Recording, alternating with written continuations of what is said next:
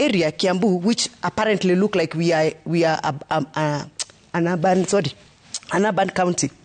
Areas of Deya Rimuru, Kabete, Kikuyu, areas of Muranga, Gatanga, areas of Nyeri, Kieni East, Embu, Bere South, Laikipia East, Laikipia West, Laikipia North, Tharaka Nithi, the whole county. All those areas that have been traditionally extreme hardship areas are going to be reviewed and they are going to be reclassified. And therefore, a lot of these 118 teachers are going to lose their allowance. And the government plans to save 6 billion. So should this kind of discussion, heavy discussion, be taken to State House? And should they be handled by 10,000 teachers engaging one president? Do you expect any productive results from that kind of an engagement? So when Mheshimiwa tells us that they went to State House to discuss CBA, who executed this point? How was it executed? Did they finally agree that teachers are going to get their allowances or they are going to drop?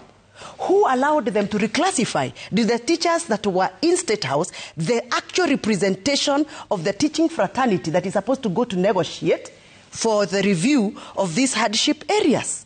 You know, we must separate issues of politics from development issues. We must separate. What I saw in State House was a meeting to impress, to perceive, to create a perception that the president has support of massive numbers of teachers.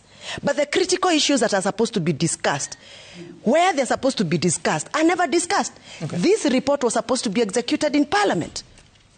Unfortunately, matters that are supposed to be executed in Parliament are not handled in Parliament, are taken to State House. What is State House? State House is not Parliament. State House is not a house where we deliberate and debate on matters teachers. State House is not the house that's supposed to make decisions on capitation. I have seen the president talk about capitation and saying, oh, we are going to make sure that we allocate the next financial year. He is not the person who deals with budget. Article 95 of the Kenyan Constitution here is very clear. Budgets are allocated by the National Assembly. So when the president stands in front of teachers in State House and commits that we are going to review capitation, we are going to make sure next year we allocate more, he is not the one who allocates. It is Parliament. So he's actually telling the world and telling Kenyan, he has actually taken over the role of Parliament. He is actually now becoming a dictator. A dictator is somebody who just doesn't care what the Constitution says.